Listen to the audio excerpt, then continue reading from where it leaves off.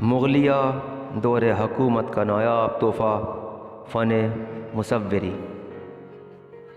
مغلیہ دور حکومت ہندوستان میں اپنی تعمیر کردہ عمارتوں کے لیے جانا جاتا ہے۔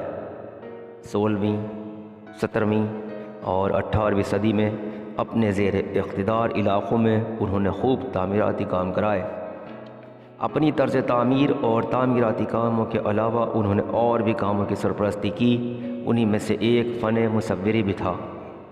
وہ چیزیں جنہیں مغلیہ دور حکومت میں عروج اور سرپرستی ملی، ان میں فن مصوری قابل ذکر ہے۔ مغلیہ فن مصوری نے کئی تاریخی مراحل طے کیے اور کئی خاندانوں کے ہاتھوں ترقی کے سفر کو طے کیا۔ منگولوں نے اگر فن مصوری کا آغاز کیا تو تیموروں نے اسے اپنے خون سے سینچا۔ بابر فنون لطیفہ کا بڑا دل دادا تھا۔ شاعری، مصوری اور فلسفہ میں اسے بڑی دلچسپی تھی۔ تسک بابری میں اس نے ایران کے مشہور مصور بیزاد کا اور اس کی قلم کی بڑی تعریف کی ہے۔ تیمور کی طرح وہ بھی جلال و جمال کا پرستار تھا۔ افسوس کہ زندگی نے اسے مہلت نہیں دی اور جب ماہرین سرپرستی کا وقت آیا تو وہ اس دنیا سے چل بسا۔ ہمایوں بھی اپنے والد کی طرح قدرتی خوبصورتی کا دل دادا تھا۔ ایک دن کی بات ہے کہ ایک خوبصورت سی فاختہ کہیں سے آ نکلی۔ شہنشاہ نے دوڑ کر اسے پکڑ لیا اور مصوروں کو بلوا کر اس کی تصویر بنوائی اور پھر اسے آزاد کر دیا۔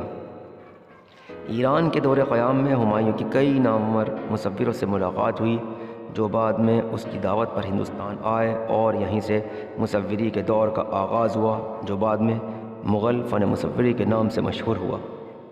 ایرانی مصوروں نے مصوری کے ایسے ایسے جوہر دکھائے کہ اگر حادثات زمانہ اور انقلاب وقت سے محفوظ رہ جاتے تو لوگوں کو محو حیرت بنائے رہتے۔ میر سید علی اور عبدالصمد نے چاول کے دانے پر چوگان کا پورا میدان دکھایا جس میں تماشائیوں سمیت کھلاڑی اور گھوڑوں کی شبیہیں بھی تھیں۔ عبدالصمد نے ہندوستانی مصوروں کی مدد سے داستان امیر حمزہ کی تزئین کا کام انجام دیا اور بادشاہ سے نادر العصر کا خطاب حاصل کیا۔ اس میں کل ملا کر 1375 تصاویر ہیں۔ بادشاہ جلال الدین محمد اکبر کے دور میں فن مصوری کی بھی تجدید ہوئی۔ ایرانی اور ہندوستانی مصوروں کی اتنی بڑی تعداد اس سے پہلے کبھی کسی دربار میں اکٹھی نہیں پائی گئی تھی۔ دو مختلف مزاج کے مصور جب مل بیٹھے تو ان کے قلم میں یکسانیت آئی اور اکبر کا دربار فن مصوری کا گہوارہ بن گیا۔ اکبر کے عہد کی معروف کتاب آئین اکبری میں اس کا مفصل ذکر ملتا ہے۔ اکبر نے درباری مصوروں کو اپنے دادا کی کتاب بابر نامہ کی تزئین کا کام سپرد کیا اور تزئین کاری کو فروغ دیا۔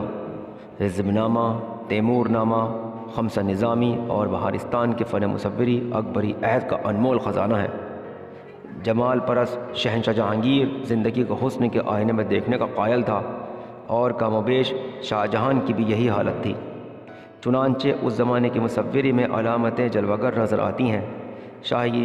شاہ جہان کے دور میں طلائی کا کام حویدہ ہوا۔ معروف مورخ بنارسی پرساد سکسینہ کا خیال ہے کہ تصویروں میں طلائی کاری فن تعمیر کی زیر اثر آئی کیونکہ شاہ جہان نے تاج محل کی تعمیر میں طلائی کاری پر بڑا زور دیا تھا۔ شاہ جہان کی طرح اس کا بڑا بیٹا دارا شکوہ بھی مصوری کا بڑا دل دادا تھا اور اس کا مرقع ایرانی فن میں سنگ میل کی حیثیت رکھتا ہے۔ اورنگزیب کو ذاتی طور پر اس سے کوئی دلچسپی نہیں تھی لیکن دربار کے امراء میں اس کا چرچا تھا۔ اورنگزیب کے قیام دکن نے بہت سے لوگوں کو ساکن دکن بنا دیا۔ پیسہ حاصل کرنے کے لیے مصوروں نے عوام کی دلچسپی کی چیزیں بنانا شروع کر دیں تاکہ فروخت میں آسانی ہو۔ اس طرح دکن میں مصوری کے ایک نئے اسکول کی ابتدا ہوئی اور فن مصوری دربار سے نکل کر عوام تک پہنچ گیا۔ دکن کے علاوہ مصوروں کے کئی کنبے مختلف سمتوں میں نکل پڑے جن میں سے کچھ اودھ کے دربار میں آ گئے، کچھ پٹنہ چلے گئے اور کچھ اورنگ آباد اور حیدرآباد چلے گئے۔ مغلوں کے زوال کے ساتھ فن مصوری کا بھی زوال شروع ہو گیا۔